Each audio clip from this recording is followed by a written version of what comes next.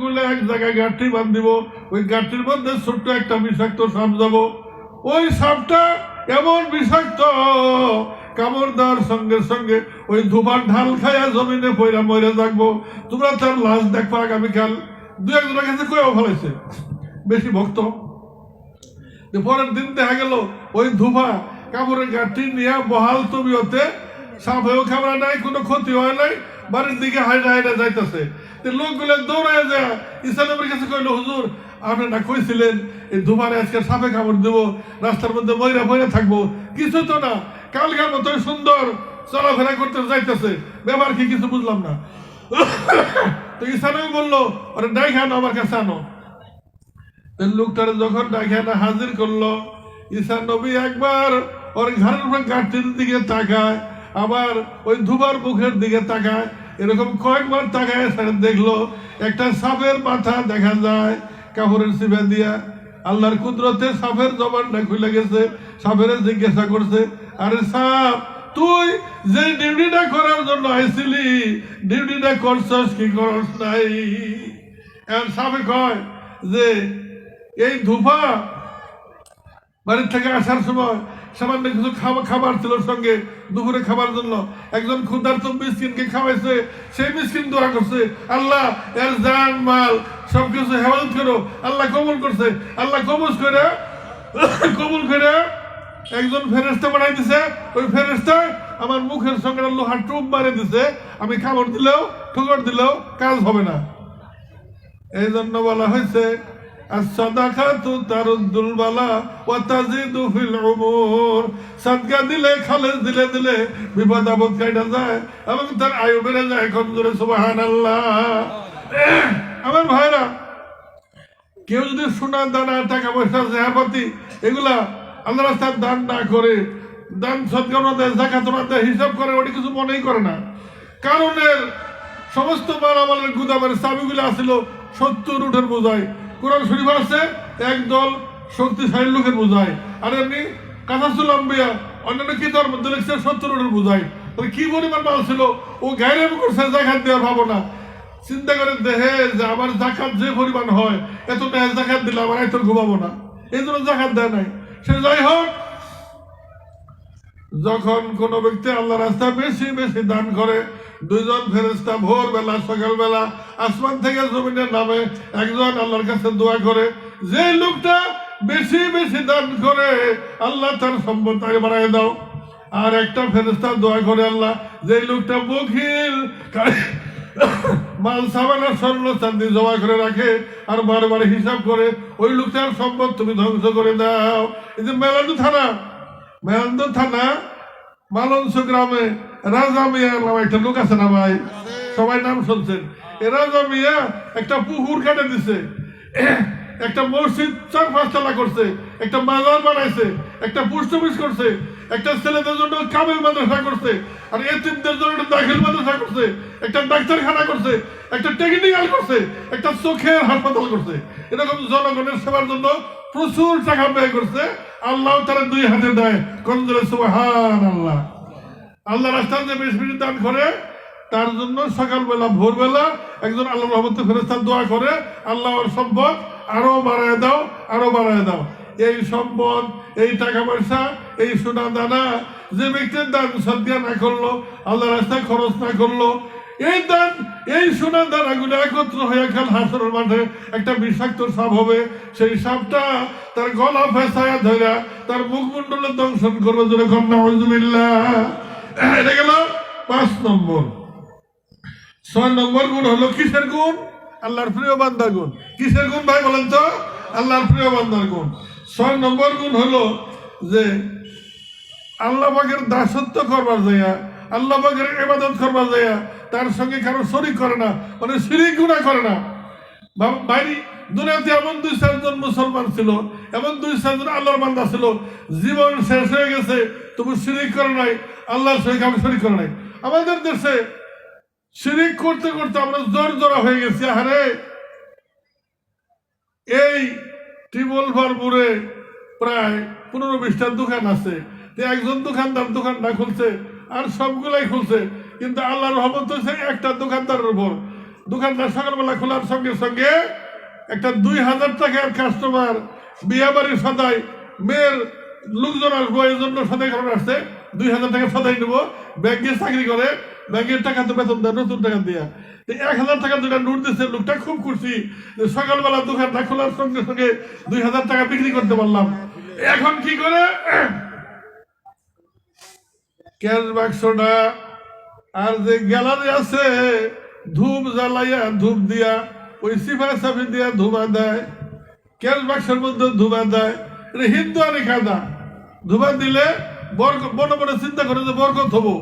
আর ভোগ নির্টেহা টাকাটা 2000 টাকার 1000 টাকার দুইটা দুটো হাতে দিয়া একবার কপালে ঠেকায় সুবা খায়, হেলাম করে আবার মুখ দিয়া সুবা খায়। জোরে বলেন নাউজুবিল্লাহ। এটা করলে শিরিক হয়ে যাবে। ইসলামিক কারণ, ইসলামিক কোনো কারণ না। কি করতে হবে যে বিসমিল্লাহির রহমানির রহিম কইয়া ওই 1000 টাকার দুইটা হাতে দেওয়ার লাগবো, বিসমিল্লাহির রহমানির রহিম কয়ে ক্যাশ বাক্স খুলুন লাগবো। আর ক্যাশ বাক্সের মধ্যে দুইটা নোট থুইয়া মনে মনে আল্লাহর শুকরিয়া করুন লাগবো। আল্লাহ এখানে আরো 10-20টা দোকান আছে, একটা দোকানও বেচা কিনে হয় নাই, আমার দোকানটা খোলার সঙ্গে সঙ্গে আল্লাহ তুমি আমার দিকে রহমতের নজরে তাকাইছিলা, এই জন্য 2000 টাকার কাস্টমারটা পাইছি, আল্লাহর শুকরিয়া করুন লাগবো। ক্যাশ বাক্স তো কার্ড দিয়ে বানাইছে, এটা সালাম করলে শিরিক হয়ে যাবে। যেরকম নাউজুবিল্লাহ ইন্নাহু মান ইউশরিক বিল্লাহি ফাকাদ হারামাল্লাহু আলাইহিল জান্নাতা ওয়া মাওয়াহুন নার ওয়া মা লিয-যালিমিনা মিন আনসার। যে ব্যক্তি কথায় কাজে উঠা বসায় চলাফেরায় শিরিক করলো তার জন্য বেহেশত হারাম হয়ে যাবে। কুরআন শরীফের আয়াত ওয়া মাওয়াহুন নার, তার ঠিকানা হবে জাহান্নাম। ওয়া মা লিয-যালিমিনা মিন আনসার, এবং তার কোনো সাহায্যকারী কাল হাসরের মাঠে খুঁজে পাওয়া যাবে না। আমার ভাইরা, বিবি আসিয়া ফেরাউনের স্ত্রী ছিল, ফেরাউন তো খুদাই দাবি করছিল। কোরআন শরীফে আছে হে কইছে আনা রব্বুকুমুল আলা, তোমার খুদা আর 2-4টা থাকলে থাকবার ভাই আমি সবচেয়ে টপ খুদা, এটা কইছি। টপ খুদা জোরে কোন নাউজুবিল্লাহ, আরেকবার কোন নাউজুবিল্লাহ। বিবি আসিয়া মনে মনে ঈমান আনছে মুসা নবীর উপরে, মনে মনে আল্লাহকে আল্লাহর কর্তৃত্বকে স্বীকার করে তার স্বামীরে খুদা বলে পারে না। সে কয় তুমি আমার স্বামী হইতে পারো, তুমি আমার ভাত খাবারের মালিক হইতে পারো, তুমি আমার স্রষ্টা হইতে পারো না, আমি তোমার খুদা বলে মানি না। এটা একটা কথা মনের মধ্যে ঘুমাইতে ঘুমাইতে হঠাৎ একদিন প্রসার হয়ে যায়, মুখ দিয়ে বাইর হয়ে যায়। টের পাইছে যে আমার বউ আমার খুদা বললে মানে না। প্রথমে হালকা পাতলা শাস্তি দিল, তারপরে কঠিন শাস্তি দিল। এইভাবে তারে হাতে পায়ের মধ্যে লোহার পেরেক মাইরা শীত করে শোয়া, ওই অবস্থায় তারা কষ্ট দেওয়া শুরু করলো। বিবি আসিয়া আল্লাহর কাছে দোয়াটা করছে, হাজার হাজার বছর আগের কথা, ওই দোয়াটা আল্লাহ কোরআন শরীফে উল্লেখ করছে। ইয ক্বালাত রাব্বি ইবনি লি ইনদাকা বাইতান ফিল জান্নাহ ওয়া নাজ্জিনি মিন ফিরআউনা ওয়া আমালিহি ওয়া নাজ্জিনি মিনাল কওমিজ জালিমিন। ভাই অসুখ বিসুখ নাই, অজ্ঞান হয় নাই, এই অবস্থায় এই চেতন অবস্থায় হাতে পায়ের মধ্যে লোহার পেরেক মারলে কত কষ্ট না, কত কষ্ট। উনি কান্দে কান্দে আল্লাহ কাছে দোয়া করছে, আল্লাহ আমার জীবন যায় যাক, কিন্তু বেহেশতের মধ্যে আমার জন্য একটা আলাদা কোঠা তৈরি করো, স্পেশাল কোঠা বানাও, আল্লাহ দয়া করে আমার দোয়াটা কবুল করো। আল্লাহ আসমানের দরজা খুলে দিছে, আর ফেরেশতা করে বলছে যে আসিয়ার জন্য যে কোঠাটা ডিক্লেয়ার দিলাম সেই কোঠাটা সাজায় গুছায় নিয়ে তার চোখের সামনে ভাসায় ধরো। বিবি আসিয়া এই যে কষ্ট, হাতে পায়ে লোহার পেরেক মারছে, এর মধ্যে একটু মুস্কি হাসি দিছে। এখন ফেরাউন কয় দেখরে কি ব্যাখ্যালের ব্যাখ্যাল, কি পাগলের পাগল, এত কঠিন শাস্তি দিয়ে রাখছি এর মধ্যেও হাসে। আরে ব্যাকল কি জন্য হাসলো এটা তো তুই ফেরাউন বুঝি না। কোন জোরে জোরে সুবহানাল্লাহ। আমার ভাইরা, এটা হলো শিরিক করা যাবে না। ইন্নাহু মান ইউশরিক বিল্লাহি ফাকাদ হারামাল্লাহু আলাইহিল জান্নাতা ওয়া মাওয়াহুন নার ওয়া মা লিয-যালিমিনা মিন আনসার। কাল হাসরের মাঠে শিরিক গুনাহ যে করে তার কোনো সুপারিশকারী পাওয়া যাবে না। তা 8 নম্বর গুণ, আল্লাহর প্রিয় বান্দার 8 নম্বর গুণ হলো যে লজ্জা স্থানের হেফাজত করে, হালাল পথে খরচ করে, আর কুপথে যায় না, অপথে যায় না। আল্লাহ কোরআন শরীফে ওয়াজ করছে সূরা বনী ইসরাঈল, ওয়ালা তাকরাবুজ জিনা ইন্নাহু কানা ফাহিশাতান ওয়া সাআ সাবিলা। জিনা করবার দূরের কথা, যে বাড়ি গেলে, যার রাতের পান খাইলে, যার সঙ্গে গল্প করলে, জিনার সময় কাটাইলে, জিনার পরিবেশ সৃষ্টি হইতে পারে তার ধারে কাছেই যাও না। আল্লাহ সূরা বানী ইসরাইলে এই ওয়াজটা করছে। তো যেটা গর্হিত কাজ মানুষের ওজন কমায় দেয়, ওয়েট কমায় দেয়, সম্মান কমায় দেয়, সে লুচ্চা নামে আখ্যায়িত হয়, জায়গায় জায়গায় লাঞ্ছিত হয়, বঞ্চিত হয়, জেলও খাটে, দূরাও মারে। আবার পরকালের আযাব তো রিজার্ভ আছে। পরকালে একদল মানুষ ডান দিকে ভালো খাবার, সুন্দর খাবার, আর বাম দিকে পচা দুর্গন্ধযুক্ত খাবার, ভালো খাবারগুলা থুইয়া পচা দুর্গন্ধযুক্ত খাবারগুলা খাইতেছে। ফেরেশতা জিজ্ঞাসা করলো, এরা দুনিয়াতে কি অকাম করছিল?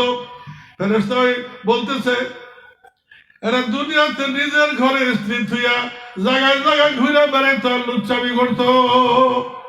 বলা হয়েছে যারা দুনিয়াতে জেনা করে, একবার জেনা করলে 60 বছর বন্দি বরবাদ হয়ে যায়। আর কারণ হাসর মাঠে আগুনের মেয়ে লোক বানাইয়া, আগুনের মেয়ে লোকটাকে বলা হবে যে পুরুষটাকে জাপটায় ধরো, জড়ায় ধরবে, আগুনের চাপে তার শরীরের সমস্ত রক্তগুলা পানি হইয়া চোখ দিয়ে পরে শেষ হয়ে যাবে, কিন্তু জীবনটা যাবে না। আর মানুষ ধ্বংস হয় যত কারণে, তার মধ্যে 1 নম্বরে হলো জিনাভাব। 1 নম্বরে জিনাভাব। আপনারা শুনছেন যে আনোয়ারুল আজিম নামে একজন এমপি মাঝে মাঝে ইন্ডিয়া যাইতো, ইন্ডিয়ার হোটেলে থাকতো, স্বর্ণ চোরাচালান ব্যবসা করতো। তার 2টা কারণে সে ধ্বংস হয়েছে। একটা হলো পার্টনারদের সাথে স্বর্ণ চোরাচালান ব্যবসা নিয়ে গন্ডগোল ছিল, আর একটা ছিল যে বাড়ির থেকে বাড়াইয়া টাঙ্গাইল থেকে একটা ঢুসকি মেয়ে নিয়ে ইন্ডিয়া যাইতো, যাইয়া হোটেলে থাকতো। এই 2টা জিনিস সত্য কোনোদিন গোপন থাকে না। আস্তে আস্তে ফাঁস হয়ে গেছে। ওরা 8টা টুকরা করছে, ওর বন্ধুরা ওরে 8টা টুকরা করছে। বাপে বলে বাপরে ছাড়ে না। খবরদার, সত্য গোপন রাখার চেষ্টা করেন না, সত্য গোপন কোনোদিন থাকে না। আমার ভাইয়া, একজন মানুষ, আমার কথা শেষ, সংক্ষেপ করা হয়েছে। একজন মানুষ দেখতে শুনতে হচ্ছে লম্বা, ভালা চেহারা, সুন্দর কাটিং, ভালো ধন সম্পত্তি আছে। এই লোকটা মাঝে মধ্যে আর এক বাড়ি বেড়াবার যায়, সেই বাড়ির বউটা একটু সুন্দরী, তার সঙ্গে গল্প মজা। এখন ওই মহিলার স্বামীটা একটু দেখতে অত ভালো না, ধন সম্পদ কম কম, ও চেষ্টা করতেছে ওই মহিলার সঙ্গে কেমনি সম্পর্ক করবো এটা।